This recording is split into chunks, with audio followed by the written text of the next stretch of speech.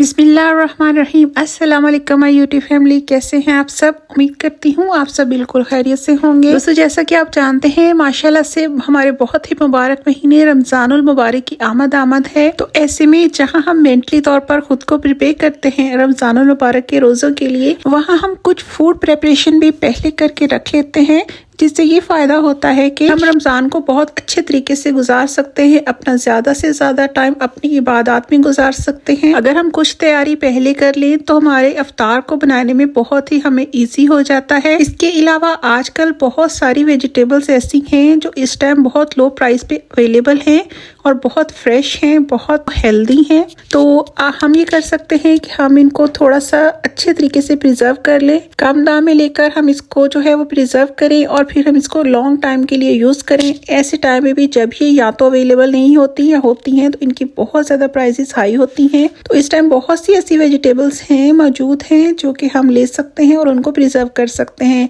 बस कुछ tip and tricks हमें फॉलो करनी होती हैं। अगर हम उनको प्रॉपर तरीके से फ्रीज कर लेते हैं तो ना सिर्फ रमजान बल्कि हम इसको पूरा साल तक के लिए भी इन वेजिटेबल्स को यूज कर सकते हैं। तो चलिए देखते हैं कि किस तरीके से हम पूरा साल ही इन फ्रेश वेजिटेबल्स को यूज कर सकते हैं। जब हम कुछ भी चीज लॉन्ग टाइम के लिए प्रिजर्व करने की बात करते हैं तो सबसे पहला काम जो हमें कर लेना चाहिए, और खासकर रमजान के स्टार्ट में, कि अपने फ्रिज को प्रॉपर तरीके से क्लीन कर लें। उसके फ्रीजर का जो बॉक्स होता है उसको अच्छे तरीके से आप साफ करें, सारी आइस हटाकर उसको पूरे तरीके से नीट कर लें। ये सबसे पहला ऐसा स्टेप है जिसके बाद ही आप बाकी रमजान की प्रिपरेशन को स्टार्ट कर सकते हैं। तो यहाँ पे मैंने अपने फ्रिज को प्रॉपर तरीके से क्लीन कर लिया है। तो स्टार्ट करते हैं अपनी फर्स्ट वेजिटेबल से, जो कि यहाँ पर मैंने लिए हैं मटर। मटर जो है वो आजकल काफी लो प्राइस में अवेलेबल हैं, काफ़ी फ्रेश भी हैं और रमज़ान में भी ज़ाहिर है हम बहुत सारे खानों के अंदर इसका यूज़ करते हैं, बहुत सारी स्नैक्स में भी इसको यूज़ किया जाता है और ख़ासकर राइस के अंदर हम इनको लाजमी तौर पर यूज़ करते हैं। यहाँ पर मैंने जो है वो मटर निकाल लिए हैं और इनको अच्छे से वॉश कर लिया है। मटर को आप एज इट इज़ भी फ्रीज़ कर सकते हैं। इस तरीके से फ्रीज़ किए हुए मटर जो है वो आप इनको तकरीबन 1 से 2 माह तक यूज़ कर सकते हैं। लेकिन अगर आपने लॉन्ग टाइम के लिए मटर को फ्रीज़ करना है तब आप क्या करेंगे कि खुले बर्तन में पानी को जो है वो गर्म करेंगे, इतना गर्म करेंगे कि इसमें बॉयल आ जाए। फिर इसमें हम शामिल करेंगे नमक 1 चाय का चम्मच, सफ़ेद सिरका 2 खाने के चम्मच। बस ये 2 ही चीज़ें हम इसमें शामिल करेंगे और इसके बाद हम इसके अंदर मटर शामिल कर देंगे। मटर को शामिल करने के बाद इसको हमने कोई बहुत ज़्यादा कुक नहीं करना है, जस्ट इतना कुक करना है कि जब मटर शामिल करें तो उसके बाद जो पहला जोश आएगा उसके बाद हमने फ्लेम को ऑफ कर देना है और इनको स्टेन कर लेना है। अगर आप इस तरीके से मटर को फ्रीज करते हैं तो आप इनको 1 साल तक भी इस्तेमाल कर सकते हैं।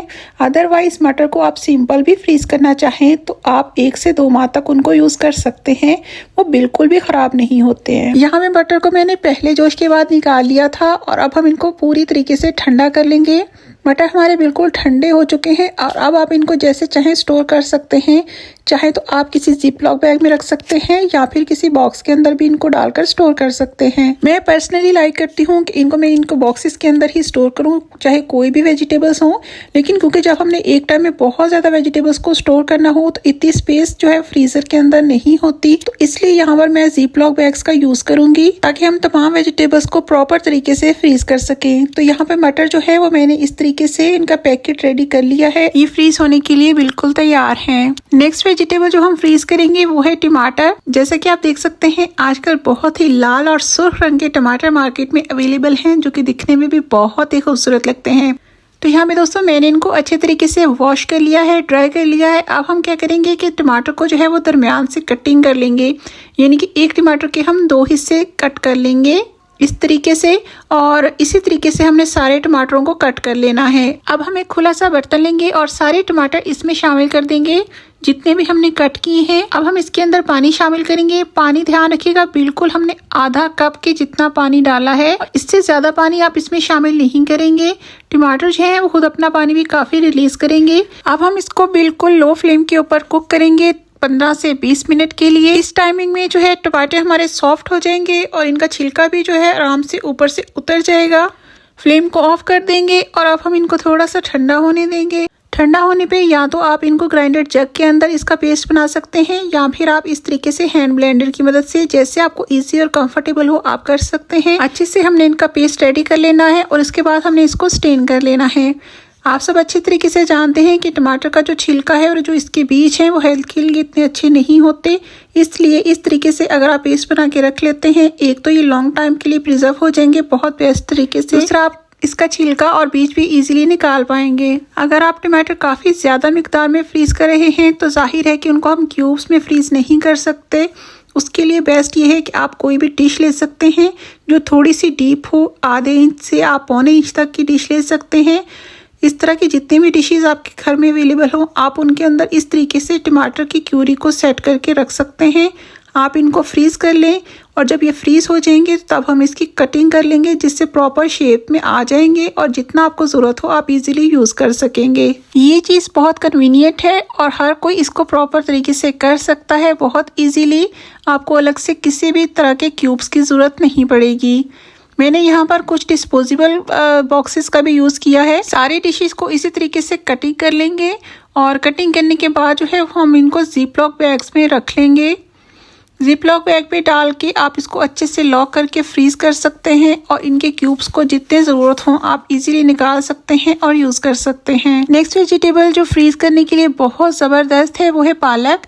पालक भी आजकल बहुत फ्रेश अवेलेबल है। मैंने इसको अच्छे से साफ करके इसको एक बार इसी तरीके से धो लिया था और फिर मैंने इसकी इस तरीके से बारीक बारीक कटिंग कर ली, लेकिन कटिंग करने के बाद भी मुझे तसल्ली नहीं हो रही थी तो मैंने इसको दोबारा से एक बार अच्छे से वॉश कर लिया, क्योंकि ये होता है कि पालक में समटाइम बहुत मिट्टी होती है, तो पूरी तरह से तसल्ली करके ही आपने इसको फ्रीज करना है। अच्छे से दोबारा से खुले पानी के अंदर आपने इसको वॉश कर लेना है, छलनी में डाल के रख देना है। जब ये अच्छे से ड्राई हो जाए तो तब हम इसके पैकेट्स बनाकर फ्रीज कर लेने हैं। इस तरीके से फ्रीज की गई पालक बिल्कुल भी खराब नहीं होती। आप इसको जब चाहे जैसे चाहे निकाल के, चाहे आप सालन बनाएं, चाहे पकौड़ों में यूज करें, जैसे चाहे आप कर सकते हैं। बहुत ही जबरदस्त रहती है ये। मैं हमेशा इसी तरीके से पालक जो है वो फ्रीज कर लेती हूँ। कुछ पालक जो है वो ऑलरेडी एक बॉक्स के अंदर फ्रीज थी, कुछ मैं उसको रिफिल करूंगी और साथ में मैंने ये 2 पैकेट्स बना लिए हैं। अब चलते हैं जनाब गाजर की तरफ। तो गाजरें भी आप जानते हैं बहुत ही जूसी इस सीजन में जो है वो अवेलेबल हैं। इनको भी अगेन आपने बहुत अच्छे से वॉश करना है, पील कर लेना है और इस तरीके से आपने छोटे छोटे टुकड़ों में काट लेना है। अच्छा, आप इनको जो सब्जी के लिए भी फ्रीज कर सकते हैं, लेकिन मैं जो स्नैक्स के लिए ही इसको फ्रीज कर रही हूँ। तो जिस तरीके से हम सब्जी में कटिंग करते हैं आप उस तरीके से इसकी कटिंग करके भी रख सकते हैं और उसको भी फ्रीज कर सकते हैं। तो मैंने जस्ट यहाँ पे सारी गाजरों की मोटी कटिंग की है और इसको जो है वो मैं चॉपर में डालकर बारीक चॉप कर लूंगी, क्योंकि बहुत सारे स्नैक्स में मैं इसी तरीके से चॉप की हुई वेजिटेबल से यूज करती हूँ। कुछ गाजरों को मैंने जूलियन कट में भी कट कर लिया है, कुछ रेसिपीज में ये भी इसी तरीके से यूज होती हैं। तो ये दोनों तरीकों की जो गाजर है इसी तरीके से मैं इनको फ्रीज कर लूंगी। ज्यादातर जो है वो मैंने चॉप की है, उसका एक अलग से पैकेट भी बन गया था। तो बस इसी तरीके से सिंपल, इनको कुछ भी नहीं करना है, जस्ट हमने इनके कैप लगाने हैं। आप चाहें तो इनको जिपलॉक बैग में रख लें जैसे आपको कन्वीनियंट हो, और लेकिन मैं ये है कि इसको जो है वो बास्केट्स के अंदर जो है वो स्टोर कर रही हूँ, मुझे इसमें ज़्यादा ईजी रहता है। तो बस इसको इसी तरीके से हमने स्टोर कर लेना है। तो नेक्स्ट आ जाता है रमज़ान की जान, यानी कि लेमन पानी के साथ जो है वो हम लाजमी तौर पे इफ्तार करते हैं। ये हमारे इफ्तार का एक अहम जूस है। लेमन को स्टोर करने के लिए सबसे पहले तो आपने अगेन इसको अच्छे से वॉश कर लेना है, उसके बाद इस तरीके से हमने इसको हाफ कट कर लेना है। अब या तो आप ये करेंगे जो लेमन स्क्वीजर है इसकी मदद से जो है आप लेमन को जो है वो स्क्वीज कर ले, और या फिर ये है कि अगर आपको इस तरीके से मुश्किल लगता है तो सिंपल आपने क्या करना है कि इस तरीके से स्ट्रेनर ले लेनी है और उसके ऊपर जो है आपने सारे लेमन को स्क्वीज करते जाना है और आपने सारा जो है वो इस तरीके से लेमन जूस रेडी कर लेना है। इसको भी जो है मैं इसी तरीके से एक जार के अंदर ही स्टोर करूंगी। ऑलरेडी एक जार मैंने इसको स्टोर करके रखा हुआ है और मजीद एक बोतल के अंदर जो है वो मैं इसको स्टोर कर लूंगी। जब भी इसकी जरूरत हो थोड़ी देर पहले हम इसको निकाल के बाहर रख देंगे तो इतना मेल्ट हो जाएगा कि हम इसको यूज कर सकें। तो अब इसको मैं फ्रीज कर देती हूँ। नेक्स्ट आ जाती है सब्ज मिर्च। सब्ज मिर्च भी आपको पता है कोई भी खाना हमारा सब्ज मिर्च के बगैर मुकम्मल नहीं है। इसको भी मैंने अच्छे से वॉश किया है और इसको कपड़े पे डाल के मैंने अच्छे से ड्राई कर लिया है। अब हम क्या करेंगे कि जो इसकी इस तरीके से डंडियां हैं इनको हम उतार लेंगे। अगर हम इनको लगा रहने दें और इसी तरीके से स्टोर करें तो मिर्च जो है वो बहुत जल्दी ड्राई हो जाती है, तो इसलिए इनको उतारना बहुत जरूरी है। इससे ये लॉन्ग टाइम के लिए फ्रेश रहेंगी। इनको भी जो है वो मैंने 2 तरीके से किया था। एक तो इस तरीके से बिल्कुल ड्राई कर लेनी है, डंडियां इनकी उतार लेनी है, और अब हमने बॉक्स लेना है, उसके अंदर हमने नीचे बॉटम में बिछा देना है टिश्यू के बिछाने के बाद इसकी एक लेयर हम मिर्चों की रखेंगे, उसके बाद फिर से टिश्यू जो है वो हम बिछाएंगे और उसके बाद दोबारा से इस तरीके से जितनी भी मिर्च आपने ऐसे रेगुलर यूज़ के लिए स्टोर करनी है, इसको हम फ्रिज में रखेंगे, फ्रीज़र में नहीं रखेंगे। तो वो आप इस तरीके से स्टोर कर सकते हैं, बहुत ही बेस्ट रह जाता है, बिल्कुल भी ये ख़राब नहीं होती है। नेक्स्ट आ जाता है कि मैंने इसको जो है वो फ्रीज़ करना है। उसके लिए मैंने मिर्चों को जो है वो चॉपर में डालकर बहुत बारीक चॉप कर लेना है और इस तरीके से मैंने इसको एक कंटेनर के अंदर रख के फ्रीज कर देना है। इससे ये होगा कि ये इजी टू यूज होंगी और काफी देर तक ये फ्रेश रहेंगी, बहुत ही जबरदस्त तरीके से हमारी सेफ हो जाएंगी। जब भी जरूरत पड़े तो बहुत इजीली हम इनको निकाल कर यूज कर सकते हैं, कटिंग का भी प्रॉब्लम नहीं होगा। तो इस तरीके से मैंने इनको 2 जार के अंदर स्टोर कर लिया था और साथ में हमारी वो मिर्चें जो हम नीचे फ्रिज में रखेंगे वो भी रेडी हो गई हैं। तो नेक्स्ट है दोस्तों शिमला मिर्च। आप जानते हैं पिज्जा हो, पास्ता हो या फिर रोल्स, किसी के अंदर भी शिमला मिर्च ना हो तो उसको खाने का तो कोई मज़ा ही नहीं आता है। तो शिमला मिर्च भी फ्रीज करना बहुत ही ज़रूरी था। यहाँ पे शिमला मिर्च ले ली है, अच्छे से वॉश किया है, ड्राई कर लिया है। अब हम इनको 2 शेप्स में कट कर लेंगे। एक तो मैं इसकी शेप कट करूँगी बिल्कुल चॉप की हुई, क्योंकि बच्चे जो है वो मेरी चॉप की हुई शेप जो है वो ज़्यादा पसंद करते हैं, और कुछ जो है वो इसको मैं जूलियन शेप में भी कट कर लूँगी। तो इस तरीके से मैं दोनों शेप्स को रेडी करके अलग अलग जगहों पर इनको मैं स्टोर कर लूँगी। इससे ये होगा कि मुझे स्नैक्स बनाते हुए बिल्कुल भी कोई प्रॉब्लम नहीं होगी और बहुत इजीली मैं इनको यूज कर पाऊंगी। तो आप भी ऐसे ही कीजिएगा, इनसे आपका भी बहुत सा टाइम सेव हो जाएगा। नेक्स्ट है जी बंद गोभी। बंद गोभी भी जो है वो हम बहुत ज़्यादा अक्सर स्नैक्स में भी यूज़ करते हैं और इसके अलावा सैलड में यूज़ हो जाती है, तो ये भी काफ़ी यूज़ होती है हमारे घर में। तो मैं इसको भी इसी तरीके से जो है वो सेव कर लेती हूँ। सबसे पहले वॉश करके इसकी कटिंग कर लेनी है। अच्छा, इसको मैं चॉप नहीं कर रही हूँ, जस्ट इसके मैं छोटे छोटे पीसेस ही रखूंगी इस तरीके से। इस तरीके से जो कटिंग है वो उसको हम पास्ता वगैरह में भी यूज़ कर सकते हैं और रोल्स वगैरह में भी यूज़ हो जाती है। तो बस सिंपल मैंने इसको कटिंग किया है और बस मैंने इसको जिपलॉक बैग में इस तरीके से जो डाल के जो है वो बस मैंने इसको सेव कर लेना है। बस सिंपल इसी तरीके से इसको भी हम सेव कर सकते हैं। तो बहुत ही ज़बरदस्त रहती है और बिल्कुल फ्रेश रहती है। नेक्स्ट जो है वो लहसुन अदरक। ज़ाहिर है इसके बगैर तो हमारा कोई भी खाना मुकम्मल नहीं होता है, ये भी बहुत ज़रूरी है। ये तो आम रूटीन में भी मैं इसको रेगुलर बना के रखती हूँ। यहाँ पे जो है वो लहसुन और अदरक दोनों को मैंने अच्छे से छील कर साफ करके धो के रख दिया है। ये काफ़ी हद तक ड्राई भी हो चुका है। यहाँ से मैं थोड़ा सा निकाल के अलग से रख लूँगी, लहसुन भी और अदरक भी, क्योंकि समटाइम ऐसा होता है कि हमें सिर्फ लहसुन चाहिए होता है और समटाइम सिर्फ अदरक चाहिए होता है। तो पेस्ट के अलावा जो है ना मैं थोड़ा सा इस तरीके से ही बस फ्रीज कर लेती हूँ। बाकी जो है वो जहाँ तक इसकी पेस्ट की बात है तो मैं जो है वो चॉपर यूज़ करती हूँ। चॉपर के अंदर दोनों चीज़ों को मिक्स करके अच्छे से इसकी जो है वो चॉप करके रख लेती हूँ। ये होता तो चॉप है लेकिन ये नियर टू पेस्ट ही होता है, बहुत ज़्यादा बारीक चॉप होता है ये। इसका फ़ायदा ये होता है कि आप इसको जहाँ पे चॉप डालना है वहाँ पे भी डाल सकते हैं और जहाँ पे पेस्ट आपने यूज़ करना है वहाँ पे भी ये यूज़ हो जाता है। तो मैं तो जो है जग में नहीं बनाती हूँ, जस्ट मैं इसी को इस तरीके से जो है ना फाइनली चॉप करके रख लेती हूँ। बहुत बारीक इसको मैं चॉप कर लेती हूँ, तो वो जस्ट इसकी लुक जो है ना पेस्ट की तरह की ही बन जाती है। मैं जग यूज़ नहीं करती, बहुत से लोग करते हैं, बट अगर आपको जग यूज़ करते हैं तो आप उससे भी कर सकते हैं, बट मुझे इस तरीके से अच्छे लगता है तो मैं इसी तरीके से करती हूँ। तो बाकी जितना भी लहसुन अदरक था उसको मैंने मिक्स करके जो है वो अच्छे से चॉप कर लिया है। सारा लहसुन अदरक चॉप करने के बाद इसके अंदर मैं शामिल करूंगी, ये तकरीबन 3 kg टोटल था, 1.5 किलो लहसुन और 1.5 किलो अदरक था। तो इसके अंदर जो है वो 1/2 कप ऑयल शामिल करूंगी ताकि ये ज़्यादा लॉन्ग टाइम के लिए प्रिजर्व रह सके। तो यहाँ पे जो है वो मैंने इसको अच्छे से मिक्स कर लिया। तो दोस्तों यहाँ पे मिक्स करने के बाद जो है ना इसको छोटे छोटे पोर्शन में जो है वो डिवाइड करके छोटे बॉक्सेस के अंदर फ्रीज करूंगी। इससे बेनिफिट ये होगा कि हम एक बॉक्स निकालेंगे और जब हम उसको फ्रिज में रखेंगे तो वो ख़राब ना हो, इसलिए छोटा बॉक्स यूज़ करेंगे जो 2-4 दिन हमारा यूज़ हो, उसके बाद ख़त्म हो जाए। हम नेक्स्ट बॉक्स निकाल लें। इस तरीके से जो है ना मैं इसको छोटे बॉक्सेस के अंदर ही फ्रीज करती हूँ, तो मुझे वही बेस्ट लगता है। क्यूब्स वगैरह जो है हम इसके रेडी नहीं करती, जस्ट मैं इसको बॉक्सेस के अंदर ही फ्रीज करती हूँ। इसके लिए जो है वो कुछ डिस्पोजेबल बॉक्स भी यूज़ कर लेती हूँ। और इस तरह के जो बच्चों के कैंडीज़ के बॉक्सेस होते हैं ना, मुझे तो बहुत पसंद आते हैं और मैं तो उनको भी काफ़ी वॉश करके अच्छे तरीके से रख लेती हूँ। तो ये मेरे इस तरह के छोटे छोटे कामों में बहुत यूज़फुल होते हैं। तो आप कोई भी बॉक्स यूज़ कर सकते हैं।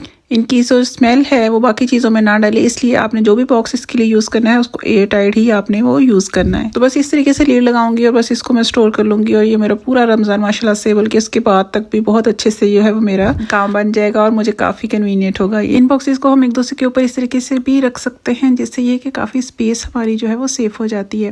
तो नेक्स्ट आ जाता है जी धनिया पुदीने की चटनी। इसके बगैर तो जनाब रमज़ान में रफ्तारी का तो कोई कॉन्सेप्ट ही नहीं होता। किसी भी घर में, हर घर में ही बहुत ज़्यादा यूज़ होती है। धनिया और पुदीने को साफ कर लिया है, आधा प्याज डालेंगे, 3 अदद इसमें लहसुन की कलियां डालेंगे, 2 लेमन डालेंगे, 1 दरमियाने साइज का टमाटर, 2 इंच का अदरक का टुकड़ा डालेंगे और 3 से 4 जो है वो सब्ज मिर्चें डालेंगे। आप चाहे तो इसको कुंडी वगैरह में भी बना सकते हैं, जग में भी बना सकते हैं। मैं हैंड ब्लेंडर से इसको बनाऊंगी। प्याज शामिल करूंगी, इसके बाद इसमें शामिल करूंगी लहसुन, अदरक शामिल करेंगे, टमाटर और सब्ज मिर्चें शामिल करके ना तो इसको हमने जो है वो थोड़ा थोड़ा धनिया शामिल करते जाना है और इसको अच्छे से चॉप कर लेना है। पानी जो है वो बिल्कुल थोड़ा सा यूज़ करेंगे क्योंकि ज़्यादा पतली पतली ये चटनी जो है ना अच्छी नहीं लगती है।